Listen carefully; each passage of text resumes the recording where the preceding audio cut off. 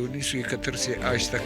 बलूचिस्तान में जितनी भी हुकूमतें बनी हैं वो सिंगल पार्टी की हुकूमत कभी भी नहीं बनी है।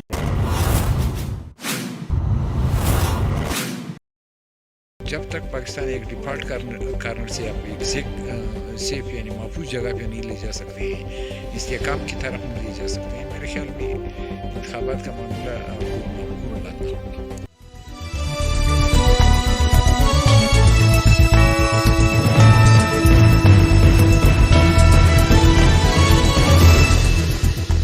کہ ورکر کنونشن کس مقصد کے لیے منعقد کیا جا رہا ہے؟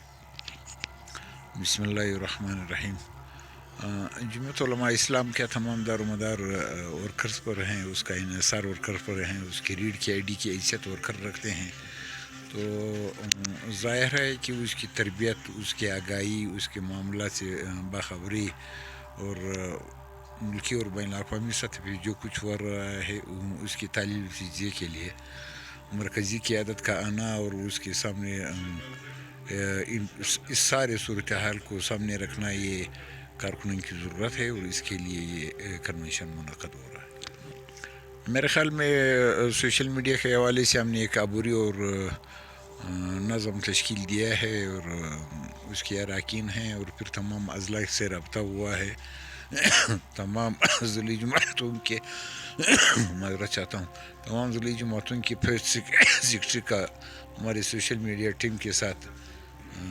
رابطہ ہیں، اور تمام صوبے کی جو بھی سرگرمیاں ہیں وہ سوشل میڈیا پہ آ بھی رہے ہیں اور اس کی کوریج بھی ہو رہا ہے۔ صاف ظاہر ہے کہ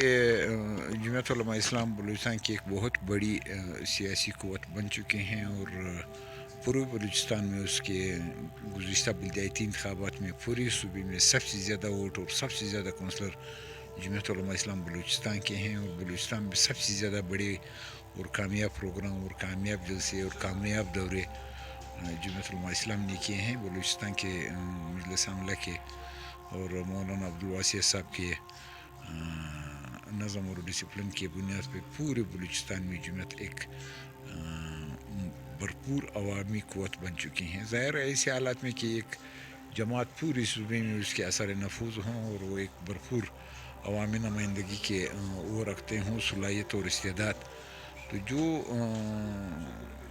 شمالی بلوچستان میں یا جنوبی بلوچستان میں نوٹیبل لوگ ہیں جس سے ہمارے ماضی میں بھی قریبی تعلقات رہے ہیں یا رابطے رہے ہیں، انہوں نے جمعیت علماء اسلام میں شمولیت کا فیصلہ کیا، یہ اس بات کا مظہر ہے کہ جمعیت علماء اسلام کی عوامی قوت نے ان نوٹیبل کو، ان معززین کو، ان قبائلی زعماء کو، ان سیاسی ورکرز کو جمعیت علماء اسلام کو جوائن کرنے پہ مجبور کر دیا ہے۔ میرے خیال میں یہ تو ایک ایسی بات ہے کہ 1971 سے آج تک بلوچستان میں جتنی بھی حکومتیں بنی ہیں وہ سنگل پارٹی کی حکومت کبھی بھی نہیں بنی ہے۔ جتنی بھی حکومتیں بنی ہیں وہ مخلوط حکومتیں بنی ہیں، مشترک حکومتیں رہی ہیں۔ ایک سرپرائز ہوگا کہ اگر جمعیت علماء اسلام بلوچستان تنہا بلوچستان میں حکومت بنا سکے، ممکن ہے، ناممکن نہیں، اس اب کے بار اس کی چانسز تقریباً زیادہ ہیں کہ جمعیت علماء اسلام بلوچستان میں تنہا حکومت بنا سکے، لیکن اگر نہ ہوا بھی تو میرے خیال میں اس میں تو اب کوئی شبہ نہیں رہا ہے کہ جمعیت علماء اسلام بلوچستان پارلیمانی لحاظ سے اور کارکن کی لحاظ سے اور تنظیمی لحاظ سے بلوچستان کی سب سے بڑی پارٹی ہے۔ اصل مسئلہ یہ ہے کہ کچھ ہمارے نیشنل ایشوز ہیں، مثلاً بلوچستان کا ایشو ہے ہمارے ساتھ، یہاں پہ جو سیلاب کی تباہ کاریاں ہیں یا اس کی بربادیاں ہیں یا اس کے دوبارہ بحالی ہے، اس کی ضروریات کی پرامی ہے، اس کی جو نقصانات ہیں اس کا ازالہ کرنا ہے۔ ایک مشکل یہ ہے، ایک مشکل سندھ میں ہے کہ سندھ سے ابھی تک پانی نکالا نہیں جا سکا ہے، تو ان کی بحالی کے لیے بھی بہت سارے اقدامات کرنے ہیں۔ دوسری بات یہ ہے کہ سر دست پاکستان جو ہے وہ ایک ڈیفالٹ کارنر پہ کھڑا ہے، تو جب تک پاکستان ایک ڈیفالٹ کارنر سے آپ ایک سیف یعنی محفوظ جگہ پہ نہیں لے جا سکتے ہیں، استحکام کی طرف نہیں لے جا سکتے ہیں، میرے خیال میں انتخابات کا معاملہ کوئی معقول بات نہ ہوگی۔ میں یہ نہیں کہہ سکتا ہوں کہ ان کی موجودہ حالت میں کسی کے ساتھ ناراضگی ہیں اور وہ رد عمل کے طور پہ ہمارے ساتھ شامل ہو رہے ہیں۔ مثلاً نواب اسلم صاحب ہیں. نواب اسلم صاحب کا پیپلز پارٹی سے گئے ہوئے ایک عرصہ ہو چکا ہے, بلکہ جب وہ وزراء تھے تب سے پیپلز پارٹی اس کے درمیان فاصلے بڑھ گئے تھے اور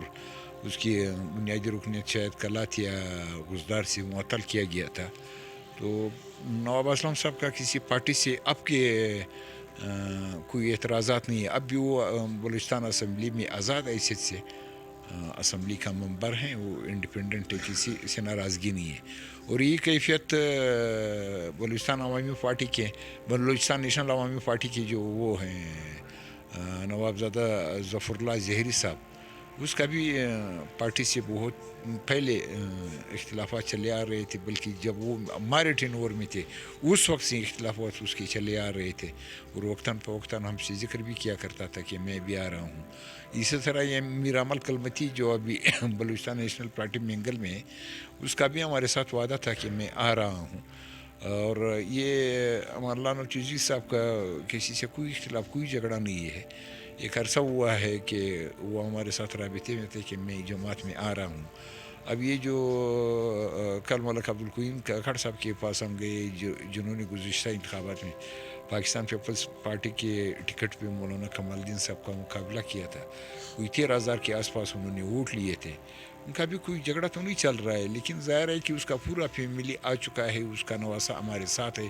وہ شاید اس میں سب سے زیادہ کردار اس کے نواسے عظیم کاکڑ صاحب کا ہے کہ وہ چاہتا ہے کہ میرا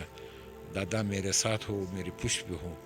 تو ظاہر ہے کہ ملک کاکڑ صاحب بھی اس بنیاد پہ آ چکا ہے. ہم چاہے شمالی بلوچستان ہوں یا جنوبی بلوچستان, جمعیت علماء اسلام ایک قوت بن چکی ہیں, اور لوگ دیکھتے ہیں کہ ایک باوقار پارٹی ہیں, اس میں لوگوں کی عزت ہے, لوگوں کا احترام ہے, لوگوں کی قدر ہے, قدردان لوگ ہیں. تو ظاہر ہے جو شخص بھی اپنی عزت جس کو عزیز ہو وہ جمعیت علماء اسلام کو جوائن کرنے جا رہے ہیں. مہربانی. یہ تھا ہمارے ساتھ جمعیت علماء اسلام صوبائی ڈپٹی اطلاعات سیکریٹری اور سابق منسٹر ہیلتھ حاجی عین اللہ شام صاحب, جس نے